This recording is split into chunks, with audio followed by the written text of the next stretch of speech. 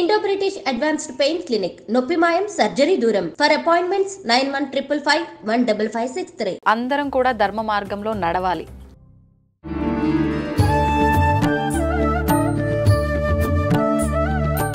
నమస్కారం, welcome to I dream. ధర్మ మార్గం విత్ విజిత కార్యక్రమానికి స్వాగతం. ఈరోజు నాతో పాటు ఒక ప్రత్యేకమైన గురువు ఉన్నారు. గురువు అనాలో స్వామీజీ అనాలో నాకైతే తెలియదు. అసలు వారిని నేను పరిచయం చేయడం కన్నా వారిని వారి మాటల ద్వారానే మనందరం కూడా పరిచయం చేసుకుందాము. ఇంకెందుకు ఆలస్యం, ఇప్పుడు వారితో మాట్లాడదాం. నమస్కారం అండి. నమస్కారం. గురువు గారు అనాలో స్వామీజీ అనాలో నాకైతే అర్థం అవ్వట్లేదు. గురువు గారు అని పిలుద్దాం అనుకుంటున్నాను. పర్వాలేదంటారా? పర్వాలేదు. గురువుగా అంగీకరించినందుకు మీకు ధన్యవాదాలు. గురుగారు, మిమ్మల్ని మీరు మా ప్రేక్షకులకు ఒక్కసారి పరిచయం చేసుకోగలుగుతారా? ముందుగా మా ఆధీనంలో ఉన్నటువంటి కాలభైరవుని నేను నమస్కరించుకొని మొక్కుతున్నాను. ప్రేక్షకులకు, ఈ ఛానల్ యొక్క ప్రేక్షకులకు మరియు మన భారత భాగంలోని ఈ చూస్తున్న అందరికీ ముందుగా నమస్కారం తెలియజేస్తున్నాను.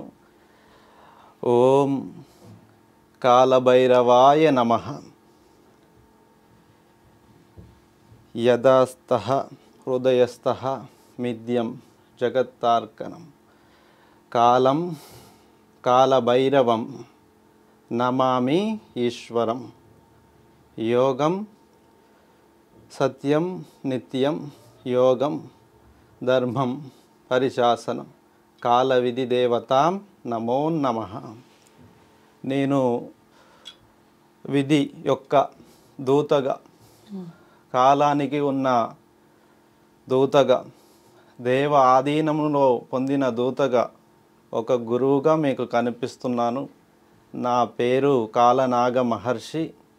నేను నాగమఠం యొక్క స్థాపితము చేసిన ఋషి పరంపరా గురువుని. నాగ సాధువుల తరపున అఖండ భారతదేశంలో ఈ పుణ్యభూమిలో అవతరించిన ఎందరో ఋషుల తరపున నేను ఆగమనం చేయడం జరిగింది. మన శాస్త్రాన్ని, మన యొక్క ధర్మ ప్రశాస్తాన్ని నలుదిక్కుల విస్తరించడం కోసం, ధర్మం యొక్క స్థాపనే ధ్యేయంగా నేను ఈ యొక్క ముందు అడుగు వేస్తూ ఆ కాలభైరవుని ఆజ్ఞ తీసుకొని రావడం జరిగింది. కుంభమేళా నుండి, మహాకుంభ నుంచి. కుంభమేళా నుంచి సరాసరి నేరుగా ఇక్కడికి రావడం జరిగింది. ఓ, నిజంగా మా అదృష్టం. కుంభమేళా నుంచి వచ్చిన మీతో మాట్లాడడం, మిమ్మల్ని చూడడం, అది శివ ఆజ్ఞ అనుకొని ఇంత వేగంగా రావడం జరిగింది మీరు పిలవగానే. అయితే గురువు గారు, మనం మాట్లాడుకునే ముందు మీరు కాలభైరవ స్వామి అని చెప్పడం జరిగింది. మీ చేతిలో ఉన్న, అంటే విగ్రహం అనొచ్చో, దైవం అనొచ్చో, ఆయుధం అనొచ్చో, నాకైతే తెలియదు. కానీ ఇప్పుడు మామూలుగా స్వామీజీల చేతిలో, గురువుల చేతిలో ఏదో ఒక ఆకారంలో ఉంటుంది, ఏదో ఒక వస్తువు. అది కట్టెదే కావచ్చు, లేకపోతే లోహందే కావచ్చు. కానీ ఏకంగా మీ చేతిలో దేవుడి విగ్రహమే కనిపిస్తోంది. ఏంటండి ఇది? విధి రాతను రాసే ఆ కాలునికి గుర్తుగా ఈ రూపం మనకు కనిపిస్తుంది. ఇది సమస్త జీవులపైన, జీవుల రాతలపైన ఉన్నటువంటి ఆ కాలభైరవుని అంశ, ఆ కాలుని అంశ చేతి ద్వారా రాస్తూ నిర్వహిస్తూ కాల పాశుపతాస్త్రము అని దీన్ని ఋషులు పిలుస్తారు. ఈ ముద్రణ ఋషుల ద్వారా వచ్చింది. దీన్ని మేము ప్రత్యేకంగా మా యొక్క విద్యలో భాగంగా మేము ఈ అస్త్రాన్ని మేము వాడుతున్నాము. ఈ అస్త్రం మాకు దక్కిన, మాకు నిర్వహణలో, పూజలలో, హిమాలయాల్లో చేసే పూజల్లో కానీ, వివిధ నదులలో జరిగేటువంటి పుష్కర అంశాల్లో కానీ, పుష్కర కాలాల్లో దీనికి అభిషేకములు చేస్తూ మా తపోనిష్టత మొత్తం దీనిపైన మేము నిర్వహించుకుంటుంటాము. ఇది మా ప్రాణంతో సమానంగా ఈ అస్త్రాన్ని, ఈ అస్త్ర ధర్మాన్ని మేము ఆచరిస్తున్నాము. అంటే ఇప్పుడు దీన్ని మీరు ఎక్కడికి వెళ్తే అక్కడికి తీసుకెళ్తూ ఉంటారు? ఈ అస్త్రానికి ధర్మం ఉంటుంది. అస్త్రానికి కూడా ధర్మం. ఈ అస్త్రముకి ఉన్న ధర్మాన్ని మేము ఆచరిస్తున్నాము కాబట్టి. ఎటువంటి ధర్మం అండి అది? ధర్మము పేరు చెప్పగానే ఆది దైవం శివుడు గుర్తొస్తాడు. ఈ భూమిపైన మొదటిగా అవతరించినటువంటి దేవతలందరికీ ప్రశస్తమైనటువంటి మొదటి ధర్మగురువు, మొదటి ధర్మ దైవము. ధర్మం అనే శాస్త్రానికి నిలువెత్తు రూపం శివుడు. ఆయన లయకార్యుడు. సర్వము భూతమైన ప్రేతమైన దేవతాదాదులైన ధర్మం పక్షాన నిలబడ్డ వారందరికీ వరాలు ఇచ్చాడు. మంచి వాళ్ళైనా, తెలిసిన వారైనా, తెలియని వారైనా, అజ్ఞానులైనా, గొప్పవాళ్ళైనా అందరినీ సర్వ సౌభరణ తత్వం వైపు నడిపించినటువంటి మహాగణుడు. ఈ యొక్క భారతభవనిలో మొదటి దేవుడు, ఆది దేవుడు, ఆది యోగి, ఆది గురువు, ఆ సాక్షాత్ పరమశివుడే ధర్మశాస్త్రానికి రూపం. ఆయనే ధర్మం యొక్క మొదటి నిర్వహణ చేసినటువంటి మా యొక్క ఋషుల గురువు. ఋషుల గురువుగా ఆయననే. ఋషుల గురువు. ఈ భారతావని శివాజ్ఞ లేనిదే చీమైనా కుట్టదు అని ప్రజలందరిలో ఉంది ఆ నానుడి. అవునండి. ఈ జననం శివాజ్ఞతో వచ్చిందే, ఈ మరణం శివాజ్ఞతో వచ్చిందే అని కాలాన్ని రాసే కాలభైరవుడిగా ఆయన ప్రశాస్తి మనలందరి జనులలో ఉంది. ఓకే. అయితే ఇప్పుడు ధర్మం అన్నారు. అవును. అయితే ధర్మాన్ని సృష్టించిందే ఆ పరమశివుడు అన్నారు. అవును. ఇప్పుడు అందరం కూడా ధర్మ మార్గంలో నడవాలి. ప్రతి ఒక్కరము ఆచరించే విధానం కానీ వెళ్ళే ఆ తీరు కానీ అంత ధర్మంగా ఉందంటారా? అసలు ఎలా వెళ్ళాలి ధర్మంగా? ధర్మము అంటే చాలామంది అనుకుంటున్నారు దానం చేసే దాన్ని మాత్రమే ధర్మంగా చెప్పుకుంటున్నారు. దాన ధర్మమనా? దానాలను చేయడమే ధర్మం అనుకుంటున్నారు. Okay okay. ఒక ప్రాణాన్ని రక్షించుట ధర్మం, ఒక సహచర తత్వాన్ని కాపాడుకోవడం ధర్మం, ఒక ఇల్లాలిని కాపాడుకునే ధర్మం, ఒక కుటుంబాన్ని బతికించుకునే ధర్మము, ఒక ప్రాంతాన్ని రక్షించుకునే ధర్మము, ఒక లోకానికి ముందు చూపుని చూపించడం ధర్మం, భావి తరాల కోసం అహర్నిశలు పాటుపడడం ధర్మం, తరిగించకుండా మిగిలించడమే ధర్మం, పడిపోకుండా అందరినీ ఉత్తేజంగా నడిపించడమే ధర్మం.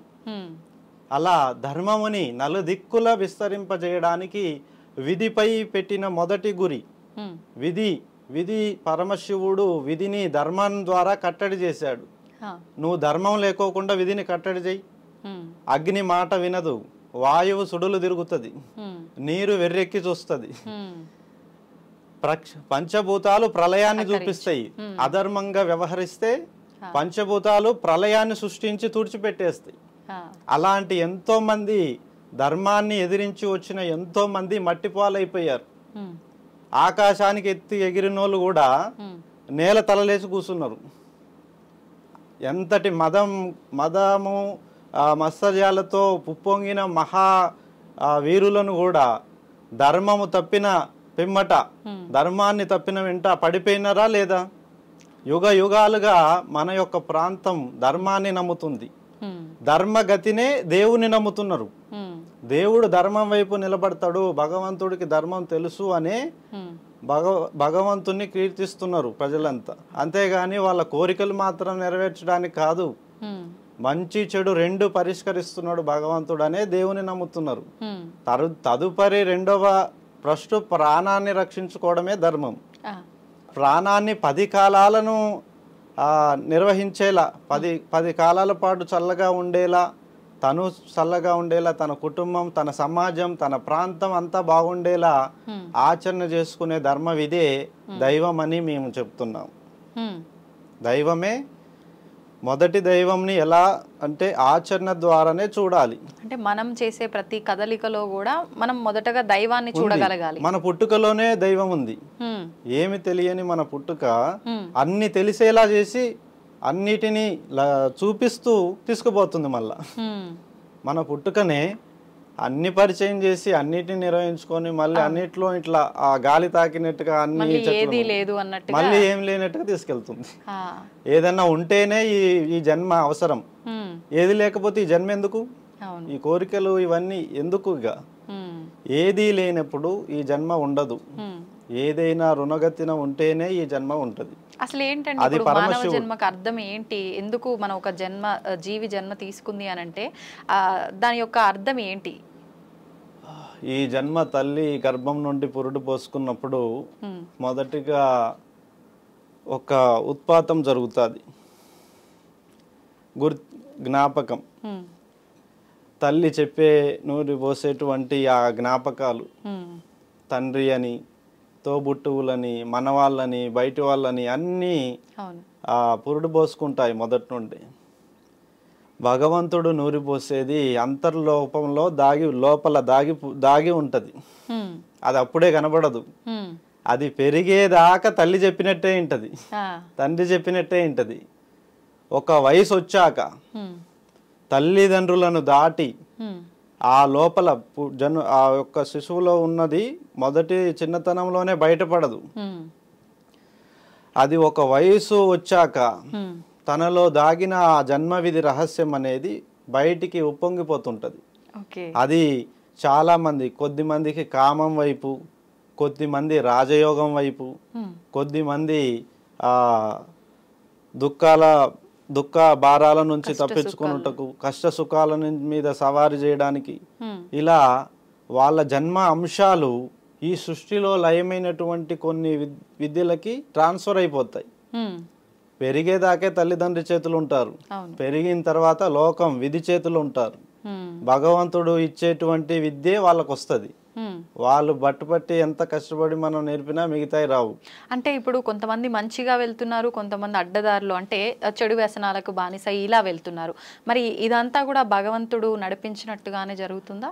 అవును, భగవంతుడు సాక్షాత్కరంగా ఈ భూమి మీద అవతరించిన కాలం నుంచి ఇప్పటి వరకు మంచి చెడులను పరిష్కరిస్తున్నాడు అని మనం ఎన్నో పురాణాల నుంచి కానీ ఎన్నో కథల నుంచి, కథాంశాల నుంచి మనం వింటున్నాం, చూస్తున్నాం. అవును, భగవంతుడు ధర్మాన్ని స్థాపించిన తర్వాత అనుసరించని వారు ఒకవైపు, ధర్మం అనుసరించేవారు దేవతలయ్యారు, ధర్మాన్ని అనుసరించని వాళ్ళు రాక్షసులయ్యారు. ఇది యొక్క వేరువేరుగా విధి నడిపిస్తుంది. దుష్టులను వెంటాడేటువంటి ప్రభుత్వాలు ఉన్నాయి. ఇప్పుడు చూస్తున్నాం సమాజంలో ఎన్నో ఆకృత్యాలు జరుగుతున్నాయి, అత్యాచారాలు జరుగుతున్నాయి, ఎన్నో హత్యలు, ఆస్తుల కోసం హత్యలు చేయడము, లేదా కోరికల కోసం హత్యలు చేయడము. ఇటువంటి రాక్షస గణాన్ని మనం మన జనులలోనే చూస్తున్నాం. వెలుగు చీకట్లు విడదీయరానివి, మనము విడదీసి చూడలేము ఈ సృష్టి మొత్తంలో. అలాగే ఈ ధర్మ పక్షాన నిలబడి చూస్తేనే మనకి దైవ గుణం ఉన్న వాళ్ళు కనిపిస్తారు. ధర్మాన్ని ఆచరించకుండా దేవుడు లేడు, ఏమి లేడని చెప్పేసి, ధర్మము లేదని చెప్పేసి, నేను మాత్రమే ఉన్నా, నా ఆకలే గొప్పది అని చెప్పేసి తప్పుల మీద తప్పులు చేస్తూ కోరికల కోసం పిచ్చోళ్ళు అయిపోయి రాక్షసులుగా మారి దుష్టులు తిరుగుతున్న వాళ్ళు చాలా మంది ఉన్నారు. వాళ్ళని కంట్రోల్ చేయడానికి ఇప్పటికీ ప్రభుత్వాలు, నాయకులు ఎంతో మంది ఎన్నో కట్టుబాట్లతో ధర్మశాసనాలు, న్యాయపీఠాలు, అప్పుడే కదా న్యాయస్థానాలు ఇవన్నీ అవతరించాయి.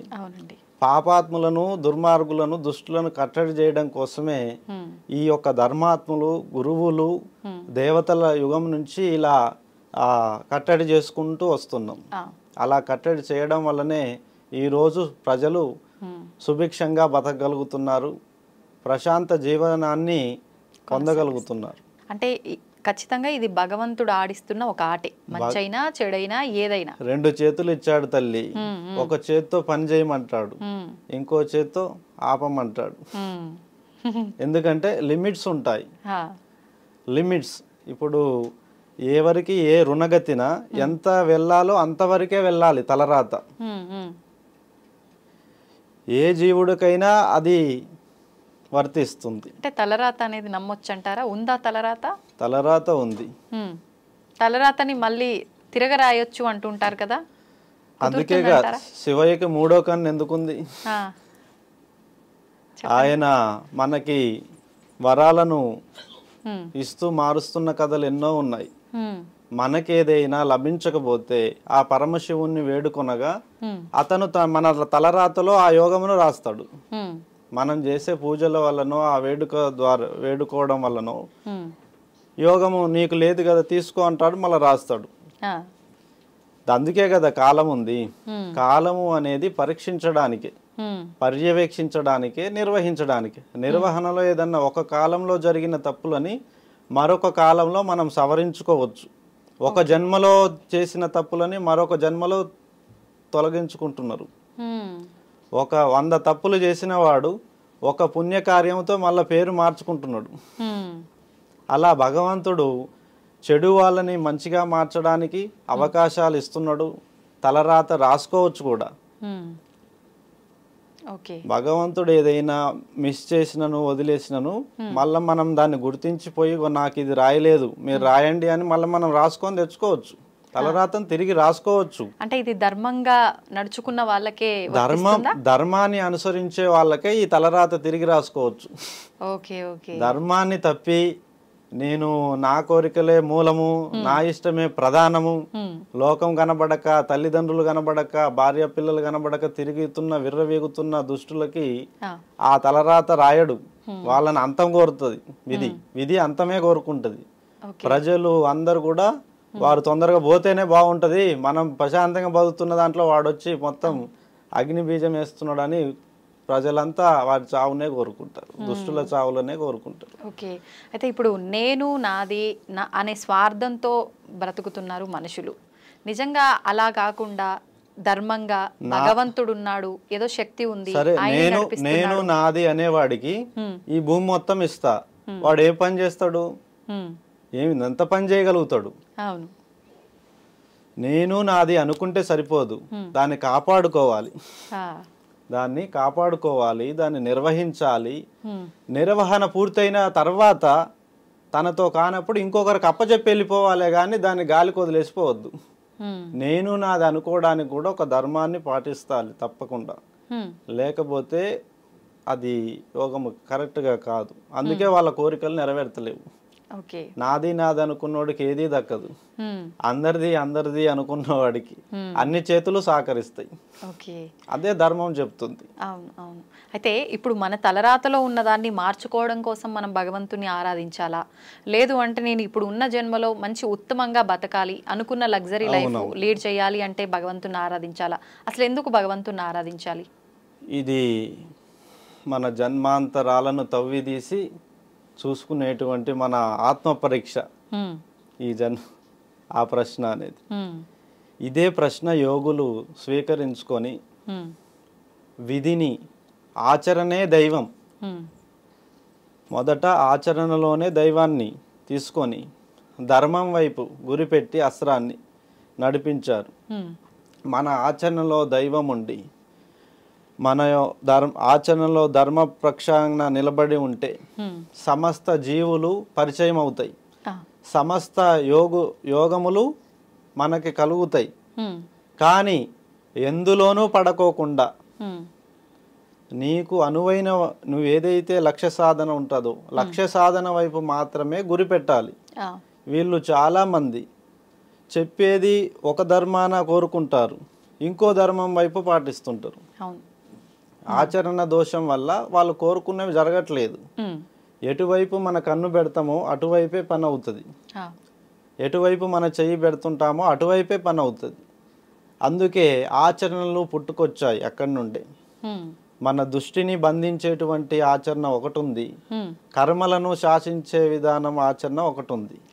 అందుకే దాని నుంచే ఈ పూజ నియమాలు, పూజలు చేయడము, ఆ పూజలను కోరుకొని నియమాలు చేయడము, రకరకాలుగా పూజలు, విధి విధాలుగా ఆచరణలు, ఎన్నో రకాలుగా ఆచరణలు కనిపిస్తున్నాయి, అబ్బురపరుస్తున్నాయి.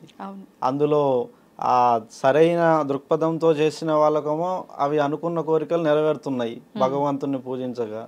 మిగతా వాళ్ళ పరిస్థితి నామమాత్రంగా ఉంటుంది, మళ్ళీ ఇంకొక ఆచరణ చేస్తున్నారు. అలా జరుగుతూ ఇప్పుడు ఇలా అంటే ఇప్పుడు మీరు చెప్పిన దాన్ని బట్టి శివుడే అన్నిటికీ మూలం, శివుడి నుంచే ఇవన్నీ కూడా ఉద్భవించాయి అని చెప్పి.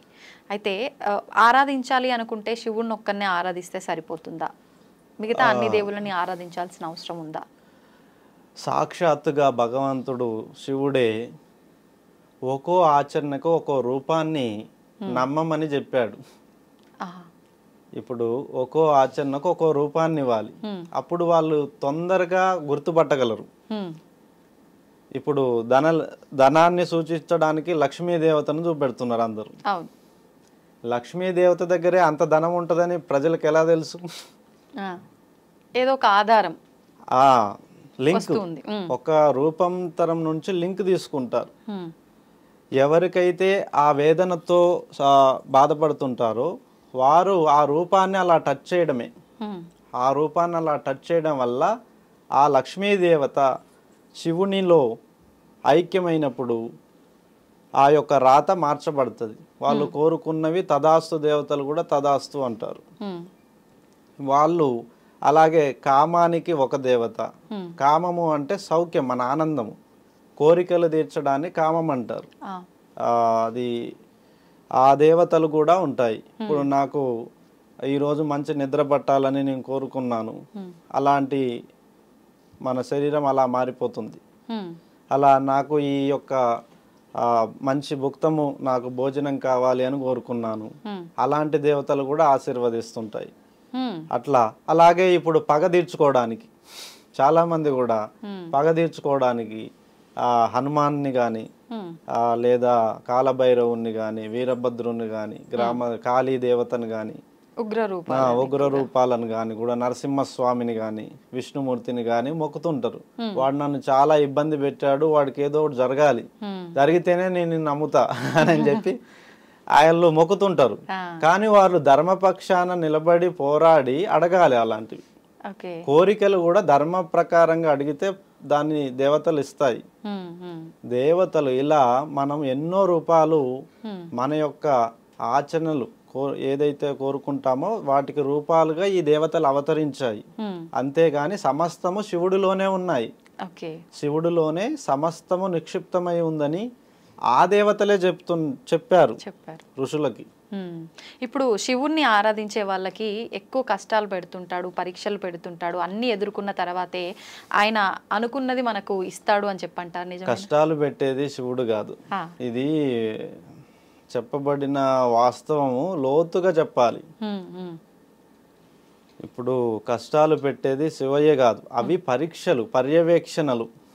పర్యవేక్షణలో వీళ్ళు తెలుసుకోవడం కోసం, వాళ్లకు తెలియడం కోసం ఎటువైపు నిలబడితే ఎంత బరువు ఉందో తెలుస్తుంది. మేలు కోరి 10 మంది మేలు కోరి ధర్మపక్షాన నిలబడితే 4 పనులు దొరుకుతాయి, ఏదో ఒక పని ద్వారా అభివృద్ధి అవ్వచ్చు. అలా ధర్మపక్షాన నిలబడిన వారికి ఎటువంటి పరీక్షలు పెట్టడు శివుడు. ధర్మపక్షాన లేని వాళ్ళకే ఆ కష్టాలు. అంతేగాని శివుని యొక్క శివుడే పరీక్షలు పెడుతున్నాడు అనేది కరెక్ట్ కాదు. అది మనం కోరిక యొక్క వాస్తవం ఎంత లోతుగా ఉంటుందో మన కోరిక అంత లోతుగా తీసుకెళ్లి చూపిస్తాడు, పరిచయం చేస్తాడు. నువ్వు ఈ కోరికను నెరవేర్చుకుంటున్నావు అంటే అది మామూలు విషయం కాదు, దాని నిర్వహణ ఇలా ఉంటది అని భయాన్ని భక్తిని రెండింటిని భావంగా చూపిస్తాడు ఆయన, చూపించిస్తాడు శివుడు.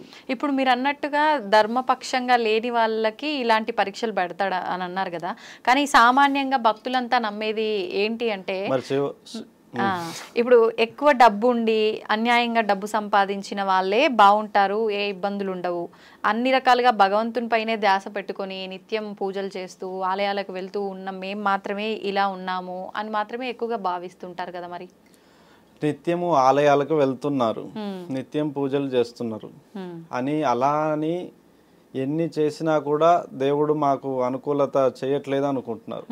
కానీ వాళ్ళ చేతి నుంచే రాత రాయబడుతుంది. వాళ్ళు గ్రహించాలి, తప్పుని మూలముని వాళ్ళు గ్రహించాలి. ఆ గ్రహించే దశకాలు ఒక ఆలయంలోనే నిక్షిప్తమై ఉండవు. ఒక్కో జీవికి తన సమయం అయిపోయినప్పుడు మరో వ్యక్తి వచ్చి పురుడు పోసెళ్తుంటాడు. ఒకరి తరం కానప్పుడు మరొకరు వచ్చి ఆ ధర్మాన్ని మార్చి వెళ్తుంటారు. రామునికి ఆంజనేయుడు ఒక దూతగా కలిసి పరిచయం అయ్యి ఆ చివరికి ఆ యుద్ధాన్నే మలుపు తిప్పించాడు, గెలుపుని తెప్పించాడు. ఆంజనేయుడు లేని రామాయణం మనకి బాధగా అనిపిస్తుంది. అప్పటి వరకు రాముడు కూడా వెతుకుతూనే ఉంటాడు తన ఆత్మీయులు ఎక్కడున్నారని. ఎవరు దొరకరు. విధి పక్షాన ఒక దూతగా ఆయన మరొకరు వచ్చి తన రాతలో చేరి తన గెలుపుకు కారణమయ్యారు. అలా అన్ని వాళ్ళలోనే నిక్షిప్తమై ఉండవు. వాళ్ళ యొక్క భావాలు నెరవేర్చబడేవి. మిగతా వాళ్ళు కదిలించినప్పుడు వారి ద్వారా వాళ్ళు తెలుసుకొని లక్ష్యాన్ని సాధించగలరు. అన్ని మనతోనే జరగవు. ఇప్పుడు నేనే ఉన్నాను, ఈ అస్త్రము నేనే తయారు చేయలేదు కదా. ఇప్పుడు ఎంతో మంది సిద్ధులు ఉన్నారు, వాళ్ళు ప్రతిష్ఠించిన శివలింగాలన్నీ వాళ్ళే తయారు చేయలేదు కదా. శిల్పులు వారి వారి పరిచయ ధర్మంలో ఉన్నవారు వారికి దగ్గర ఉన్న వారి ద్వారానే అందుకొనే చేయగలుగుతారు. సమస్తము మనము జ్ఞాపకంగా ఉంచుకొని మన నడవడిక ఉంటే అన్ని నెరవేరుతాయి. అన్ని నాతోనే అవుతాయని అనుకోకూడదు. అన్ని సమష్టి కృషితో జరుగుతాయని అనుకోవాలి. సమిష్టి కృషిలో ఒక్కొక్కరు ముందుకొచ్చి ఒక్కో విధమైన కోరికను తీర్చగలిగే శక్తి ఉంటుంది. సహచరులతోనే అన్ని జరిగాయి. ఇప్పుడు తలరాత అన్నాము ఇందాక, ఆయనే తలరాత రాస్తాడన్నాం. మనం ధర్మంగా ఉంటే దాన్ని మనం తిరగ రాసుకునే అవకాశం కూడా మన చేతుల్లో ఉందనుకున్నాం. అసలు ఈ తలరాత అనేది ఈ వ్యక్తికి ఇలానే అని చెప్పి ఎలా రాయబడుతుంది, ఎలా డిసైడ్ చేస్తారు? అట్లా కాలరాత, ప్రతి పదార్థానికి ఒక కాలం ఉంటుంది, ఆరంభము అంతము. వాటి ఆచరణలకు సహచరులు తోడైతే మరింత బలం చేరుతుంది. ధర్మం పక్షాన నిలబడితే నలుగురు సహచరులు కదిలొస్తారు. మనం ఆచరణ అనేది సాక్షాత్ ఆ దైవం నుంచి తీసుకుంటాం. దైవం మనకే వచ్చి పట్టలేడు కదా. మన పక్కన ఉన్న ఎవరో ఒకరికి ఆవహించగలడు. ఆవహించి వారి సమయాన్ని మనకిచ్చి గెలిపిస్తారు. అలా సాధ్యమేనా? ఆవహించడం సాధ్యం అవుతుంది. ఇప్పుడు మనం అంతా కలిసి కేసీఆర్ని తెలంగాణ ఉద్యమంలో ఓట్లేసి గెలిపించారు కదా, ఆయన పోరాడినందుకు. తర్వాత ప్రజా అధికారం ఎటు మళ్ళింది, మళ్ళీ మరొకరిని చూశారు, మళ్ళీ మరొకరిని చూస్తున్నారు. అంటే వాళ్ళ యొక్క రుణమును వెతుక్కొని ఎవరెవరు వస్తున్నారో, ఎవరెవరు మనకి ఆశయాలను నెరవేర్చగలరో నమ్మి వాళ్ళకే ఇస్తున్నారు. అంటే ధర్మం వైపు నిలబడిన వాళ్ళు ఎప్పటికీ గెలుస్తూనే ఉంటుంటారు, వస్తూనే ఉంటుంటారు. మళ్ళా ఓడినా తిరిగి వస్తూనే ఉంటారు. ఒక సమయం పోయినా మళ్ళీ ఇంకో సమయం అవకాశం ఇస్తూనే ఉంటుంది విధి. ఆ విధంగా సాధించుకోవచ్చు. పునర్జన్మ ఉంటుందంటారా మనిషికి? మళ్ళీ మనిషి రూపంలోనే జన్మ తీసుకునే అవకాశం ఉంటుందంటారా? పునర్జన్మలు ఉంటాయమ్మా. అది ఎంతో తపము వేదన, ఈ భూమికి మన రుణం ఉంది అని సిద్ధపడిన వాళ్ళకి ఆ యొక్క అవకాశం దొరుకుతుంది. అన్ని కోరికలు తీర్చుకున్నాను, నా కథ అంతా ముగిసింది అనుకునే వాళ్ళకి పునర్జన్మలు ఉండవు. ఇంకా తపం, ఈ సరిపోలేదు, ఈ జన్మ సరిపోలేదు, మరో జన్మలో ఇంకా నిర్వహించాలి, తనివి తీరని ఆరాటము, ఈ భూలోకం పైన ప్రేమ తిరిగి తిరిగి అది మళ్ళీ పుట్టించగలదు. ఒకవేళ పుట్టినా అంటే ఇప్పుడైతే ఏదైతే బంధాలు బంధుత్వాల మధ్య ఉన్నారో, ఏదైతే ఆశతో బతకాలని అనుకున్నారో అవే ఆశలతో అవే బంధుత్వాల మధ్య పుట్టే అవకాశం ఉంటుందంటారా? కోరుకున్న అంశాలు వేరు, పునర్జన్మల్లో ఉండేది కాంక్ష. ఒకరి తరంలో నెరవేరని కాంక్ష ఇంకొకరి తరంలో నెరవేరుతుంది. ఇప్పుడు ఈ భూమిలో దొరకని ఫలాలు మరొక భూమిలో దొరుకుతాయి. ఇక్కడ దొరకని రుచులు అక్కడ దొరుకుతాయి, అక్కడ దొరికే రుచులు ఇక్కడ దొరకవు. అది ఖచ్చితంగా మారిపోతాయి.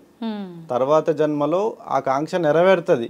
కానీ సన్నిహితులు అనే వాళ్ళు వేరు వేరు రూపాల్లో వేరు వేరు కాలాలకు విభజించబడిపోయి ఉంటారు. అందువల్లనే పునర్జన్మలను పట్టి చూపించలేకపోతున్నారు. ఉంటాయని తెలుసు కానీ ఆధారితంగా చూపడానికి అవకాశము విధి లేకోకుండా చేసేసింది. అందువల్ల విధిని దాటి చూపించాలి అది. అయితే ఇప్పుడు మీరు అన్నదాన్ని బట్టి ఖచ్చితంగా ఈ జన్మలో ఏ ఆశతో ఏ కోరికలతో చనిపోయారో, ఏ బంధాలతో ఉన్నారో అది మళ్ళీ వచ్చే అవకాశం లేదన్నారు.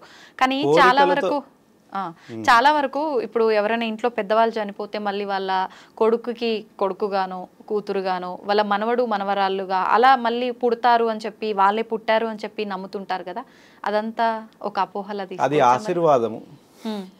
వాళ్ళ యొక్క తాతలు ముత్తాతలు మళ్ళీ వాళ్ళ మనవాళ్ళ కడుపులలో పుట్టాలని వాళ్ళ ఆశీర్వాదం కోరుకుంటారు. వాళ్ళకి చెప్తారు కూడా, మనవడా నేను చచ్చి మళ్ళీ నీ కడుపులోనే పుట్టాలని ఉందిరా అని చెప్పి ఆ చిన్న పిల్లాన్ని దగ్గర తీసుకొని అలా అద్దుకొని చెప్తుంటారు. వాళ్ళకి వాళ్ళ తాతయ్య పుట్టాడు అనుకుంటారు తర్వాత. అది ఆశీర్వచనం. అంటే వాళ్ళ యోగము తనివి తీరని ఆ ప్రేమ ఆకాంక్షలు ఆ బలాన్ని బలంగా బంధం అనేది కనిపిస్తుంటుంది విధి ద్వారా. ఇప్పుడు చనిపోయిన వాళ్ళని ఎక్కువగా అంటే కాకి రూపంలోనే కాకి భోజనం పెట్టడం కానీ ఎక్కువగా మనం పోల్చామంటే మన ఇంటి పైకి ఒక కాకి వచ్చిందంటే ఎవరైనా చనిపోయిన వాళ్ళు ఆ రూపంలో వచ్చారు ఇంటికి అని చెప్పి ఇలా మాట్లాడుతూ ఉంటారు. ఎందుకు ప్రత్యేకించి కాకినే ఇలా పితృదేవతలకు సంబంధించి మాట్లాడుతూ ఉంటారు? కాకి నలుపు వర్ణంలో ఉంటుంది. దాని చూపు నలుదిక్కులను చూసుకొనే ఏదైనా ముట్టుకుంటుంది. అది ఒక దిక్కును చూసి తినేపోయే సహజ జీవి కాదు. 4 దిక్కులను పర్యవేక్షించి పోయి ముట్టుకునేటువంటి గుణం ఉంది. విధికి అది దూతగా దాని కాల ప్రశాస్తంగా చూసి దానితో మనం పంచుకుంటున్నాం ఆ అనుభూతిని. మన పితృ రుణాన్ని పంచుకోవడానికి విశేషమైనటువంటి రూపం కావాలి. ఆ లక్షణాలన్నీ కాకిలో ఉన్నాయి. అందువల్ల అది మన కోరికకు తగిన విధంగా దాని రూపం ఉంది, దాని లక్షణం ఉంది. కాబట్టి ఆ అర్హత దానికి ఇచ్చి మన పితృ రుణాన్ని దానికి ఇచ్చి మనం ఆనందపడుతున్నాం. ఓకే, ఇప్పుడు పుట్టుక చావు అన్నీ భగవంతుడి సృష్టి. ఈ మధ్యలో జరిగే ఈ ఆట అంతా కూడా భగవంతుని సృష్టి. కానీ పుట్టినప్పుడు మనకు మైల అంటుంటారు, కొన్ని రోజుల పాటు 11 రోజుల పాటు అని చెప్పి అంటారు. తర్వాత చనిపోయినప్పుడు కూడా ఆ కుటుంబం వారికైతే సంవత్సరం వరకు అని, వాళ్ళకి సంబంధించిన వాళ్ళకైతే ఆ కార్యక్రమాలు అయ్యే వరకు అని చెప్పి ఇలా చెప్తారు. ఈ భగవంతుడు సృష్టించిన సృష్టి అయినప్పుడు ఎందుకు ఇవన్నీ కూడా ఆచరించటం? మళ్ళీ మైల ఒక ఆచరణ ధర్మవిధిగా కనబడట్లేదు ఇప్పుడున్న పరిస్థితుల్లో. ఎందుకంటే అలనాటి కాలంలో యోగులు మునులు ఋషులు వారి ధర్మపత్నీలు కానీ వాళ్ళ కుటుంబం కానీ అందరూ ఒకే ఇంట్లో ఉంటారు. విడతీయరాని ఆ బంధంలో ఉంటారు. ఒక ఆశ్రమము. ఇప్పుడు జమదగ్ని మహర్షి రేణుకా ఎల్లమ్మ తల్లి చూడండి, వాళ్ళు దేవతలే కదా. వారింట్లో ఏ ఆచరణ అయినా సరే వారు నిర్వహించుకుంటూ వచ్చారు. మైల ఉంది అని కదా దూరం పెట్టడం అనేది లేదు. మైల ఉన్నదాన్ని సాంప్రదాయంగా వ్యవహరించే ఆచరణలు ఉంటాయి. వాటికి ఆచరణలకు దూరం పెట్టాలి కానీ వాళ్ళని దూరం పెట్టకూడదు. అలా దూరం పెడితేది దైవం కాదు. ఎటువంటి సందర్భంలోనైనా ఎటువంటి కాలంలో అయినా భగవంతుణ్ణి చేరుకోవడమే ధర్మం. ఎందుకంటే ఇప్పుడు మనకు ఆజ్ఞ రావాలి, ఇది చేయడమే మంచి అని తెలియాలి. అప్పుడు ఎలా వస్తుంది ఆజ్ఞ? దూరం పెడితే వాళ్ళు ఎలా వస్తుంది? నమ్మకాలు దూరం చేయడానికి అది కొద్దిమంది సృష్టించినటువంటి వ్యవహారము. వాస్తవానికి మైల అనేది మనము పెద్దగా కొన్ని ఆచరణలకు దూరం పెట్టాం కానీ వ్యక్తులను దూరం పెట్టరా అనేది మైల అనేది లేదు. అది అయితే ఇప్పుడు ఈ తంతు ఏదైతే ఇవన్నీ పాటిస్తున్నామో చనిపోయినప్పుడు కూడా మనిషి చనిపోయిన దగ్గర నుంచి మనిషి చనిపోయినప్పుడు అతని జ్ఞాపకాలను ఒకేసారిగా మనం విడిచిపెట్టలేము. కాబట్టి దానికి కొన్ని దినములు అనుచరణ చేయడం, కొన్ని దినములను వారికి జ్ఞాపకంగా చేసుకునే ఆచరణను అది దినకార్యములు అంటారు. దినకార్యములు పూర్తయిన పిమ్మట వాళ్ళు సకలము నిర్వహించుకోవచ్చు. అంతేగాని సంవత్సరంతపు మైల అనేది లేదు దానికి. ఈ కార్యక్రమాలు అయిపోయిన తర్వాత యథావిధిగా చేసుకోవచ్చు. పుట్టుక కూడా అలాగే. పుట్టుకలో కూడా తల్లి స్నానం చేయాలి, బిడ్డ స్నానం చేయాలి. అప్పుడు వారి నుంచి వచ్చేటువంటి ఆ పుట్టుక నుంచి వచ్చిన ద్రవ్యముల వాసనలు చుట్టుపక్కల అందరినీ ఆకట్టి వేయబడుతుంటాయి. అందుకే బిడ్డల దగ్గర, తల్లి దగ్గరకు కానీ శిశువు దగ్గరకు కానీ ఇతరులను కూడా చెప్పులు వేసుకొని రానివ్వరు, కాళ్ళు చేతులు కడుక్కొని పట్టుకొనివ్వరు, పిల్లల్ని కూడా ఇన్ఫెక్షన్స్ వస్తాయి. అవును. ఆచరణ మహిళ అనేది వారి యొక్క శ్రేయస్సు భద్రత కోసం పెట్టిందే గాని భగవంతుడికి దూరం చేసే విధానం అక్కడ లేదు. పుట్టుక నుంచైనా చావు నుంచైనా భగవంతుడిని దూరం చేసే విధానం ఎందులోనూ లేదు.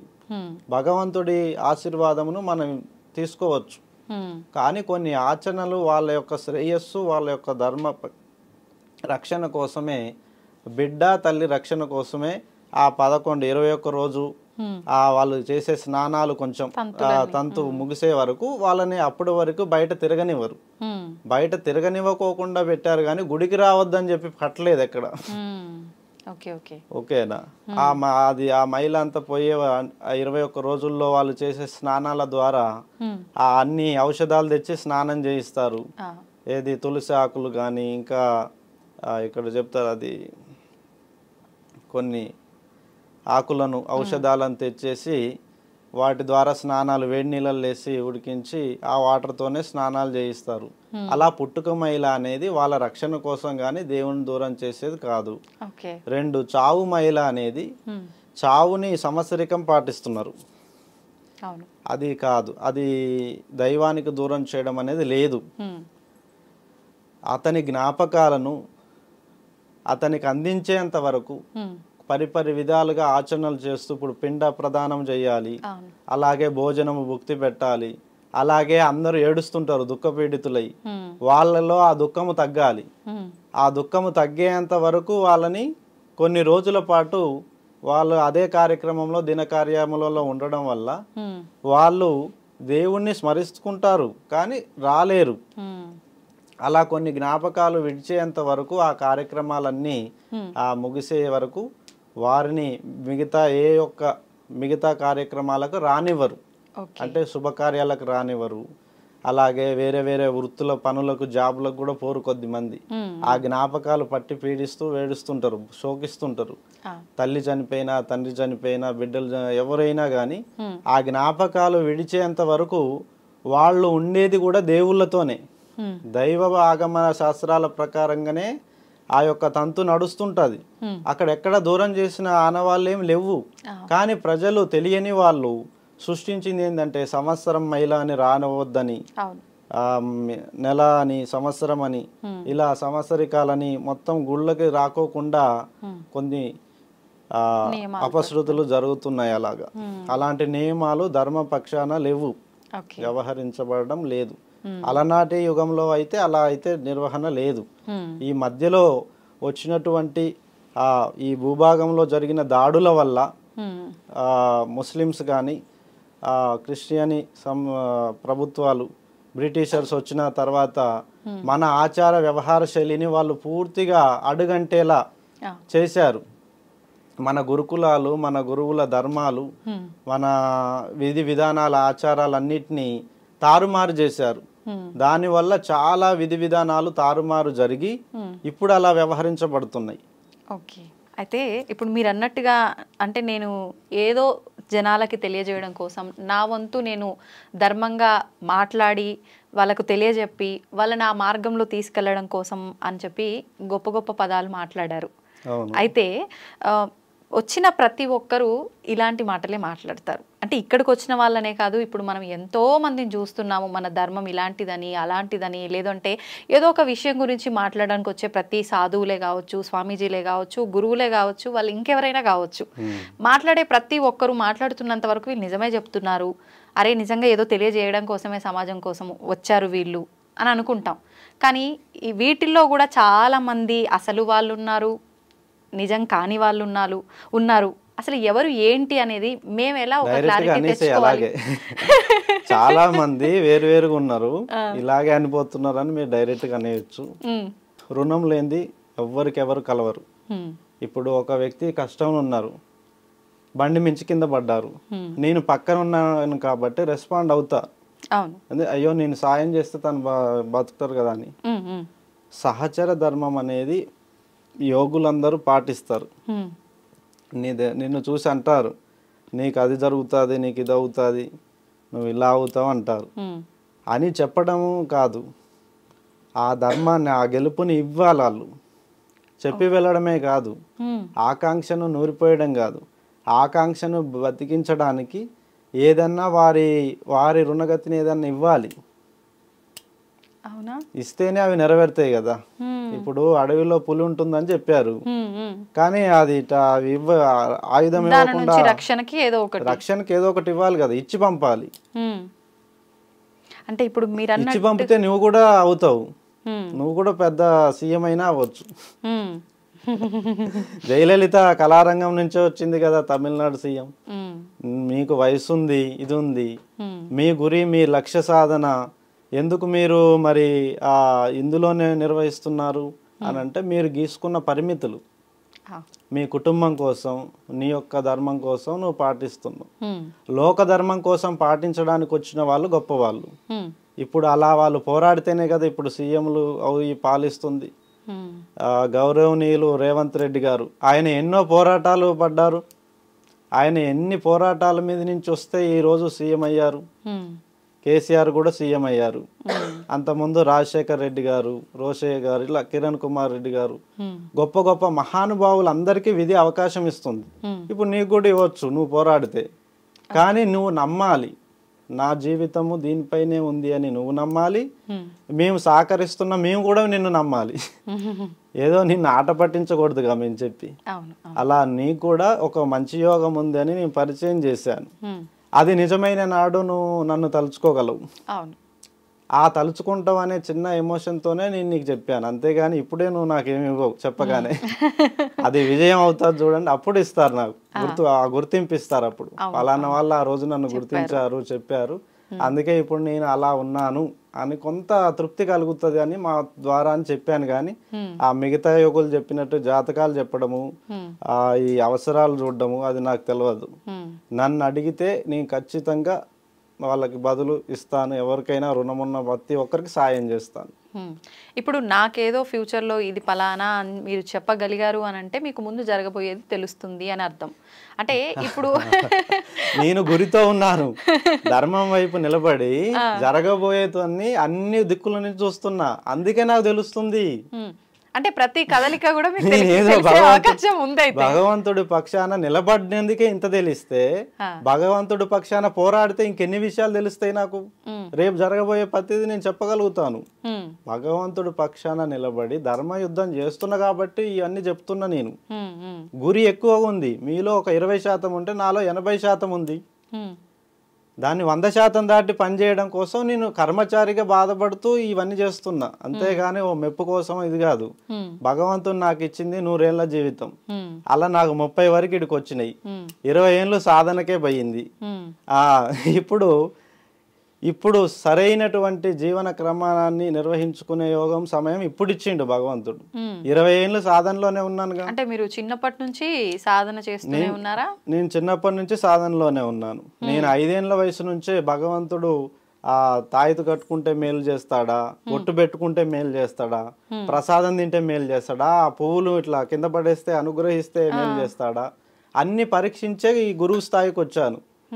అన్ని పరీక్షించి పర్యవేక్షించి ధర్మచారినై కర్మచారినై యోగమును ఆచరిస్తూ విరహ వేదన పడి ఆత్మఘోషను నా సంకల్పం నెరవేర్చుకోవడానికి భగవంతుని నుంచి ఇన్ని ఆయుధాలు పట్టుకోవాలి, ఇన్ని అవకాశాలను మధ్యలో నుంచి వెళ్ళాలి అని నేను అన్ని చేసిన కాబట్టి ఇప్పుడు గురువు అయ్యాను.